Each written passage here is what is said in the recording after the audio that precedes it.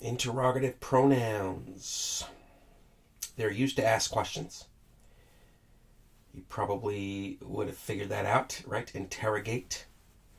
To ask someone a bunch of questions, right? In a somewhat, it sort of implies aggression, right? If you're interrogating somebody, it's like there seems to imply like a sort of a power dynamic, or like at least a little bit of aggression from the interrogator. Um, but yeah, so interrogative pronouns used to ask questions. The interrogative pronoun represents the thing that we don't know, e.g., what we are asking the question about. There are four main interrogative pronouns: who, whom, what, and which. To whom was that call made? Or who did you make that call to? To whom was that call made? So if you don't want to have a dangling participle at the end of a sentence of a question, you say, to whom was that call made? And if you don't care, you just want it to sound,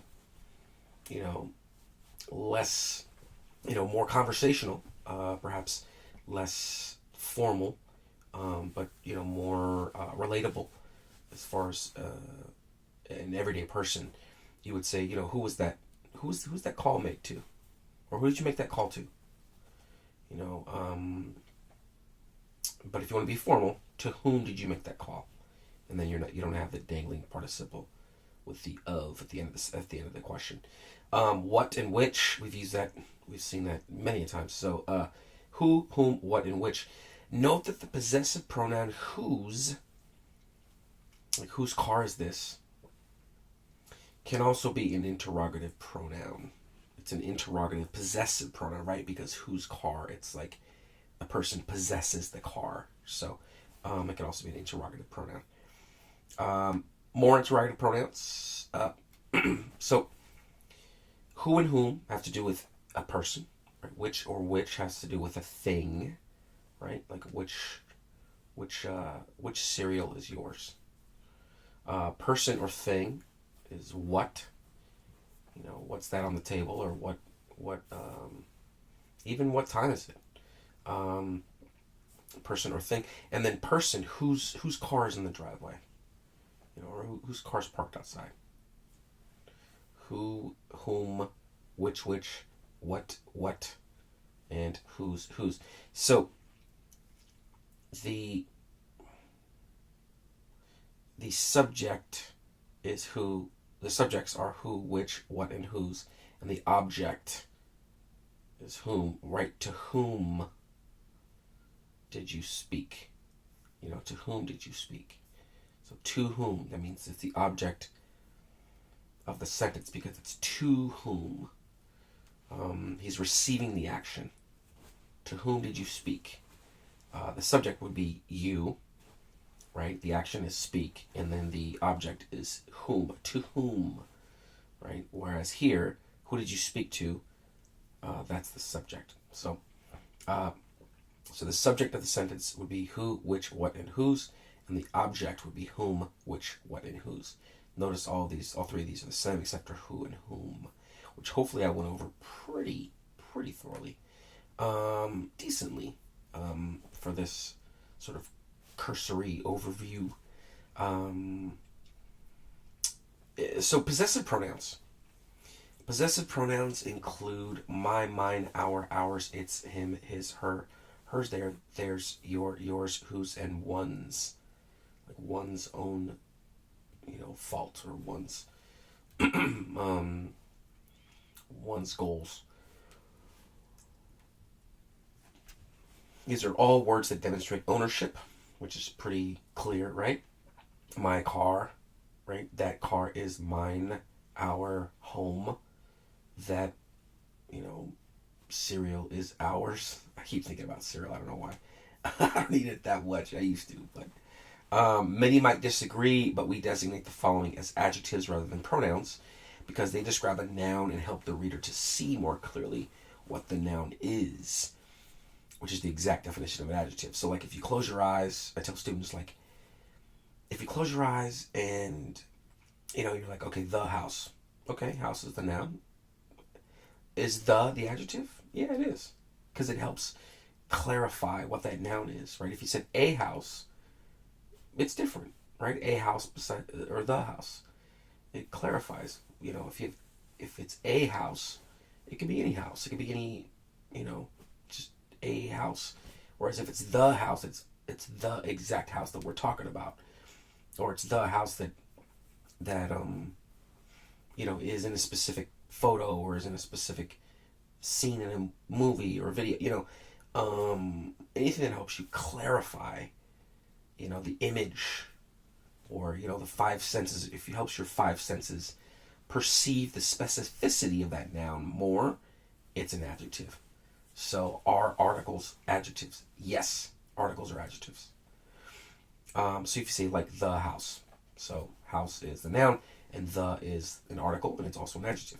What if you said the red house? Yeah, now I can see that it's red. It's another attribute, right? The big red house, right? So the, big, and red are all adjectives that are all describing house, right? The big, red, roomy house, or roomy and red and big are kind of redundant, but the big red, haunted house.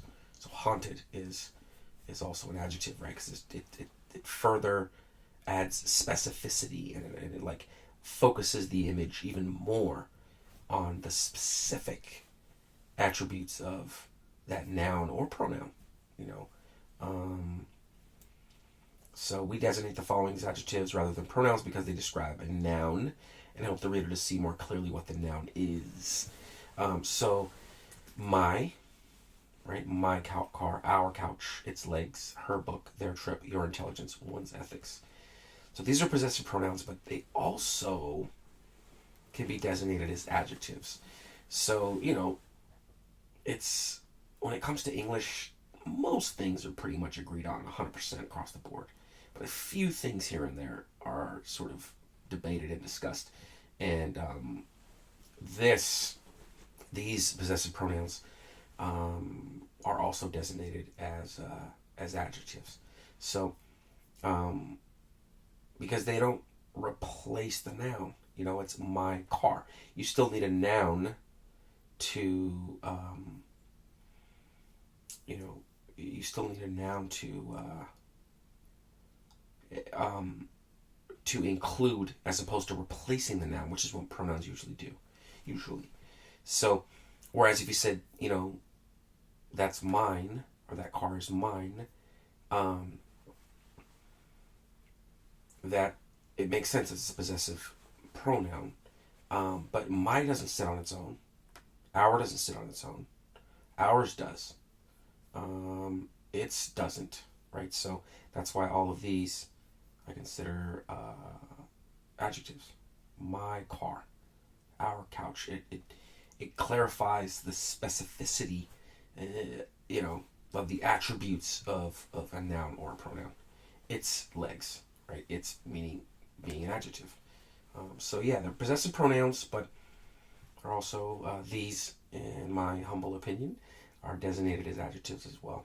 So that is her book. So noun is book, and then her is the possessive adjective. So they're possessive pronouns, but also I consider these possessive adjectives.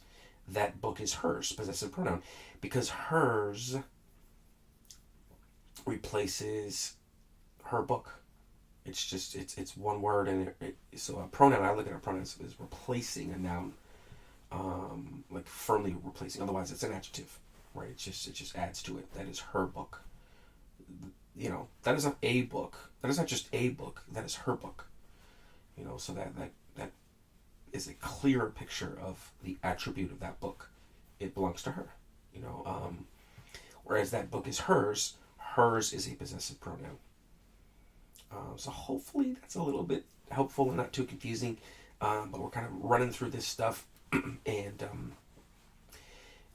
a lot of this stuff you may or may not remember, but just in the spirit of trying to remember, in the spirit of trying to remember, like, oh, well, an adjective is this, and a pronoun is that, so whenever I'm, looking at this kind of stuff where we're doing sort of a broad overview, a primer, is kind of a broad overview, and I'm definitely trying to run through this stuff, not too fast, but fast enough so that you get really good snapshots of sort of the important building blocks of the English language. So hopefully this is a good help, and we're on our way. So thank you very much.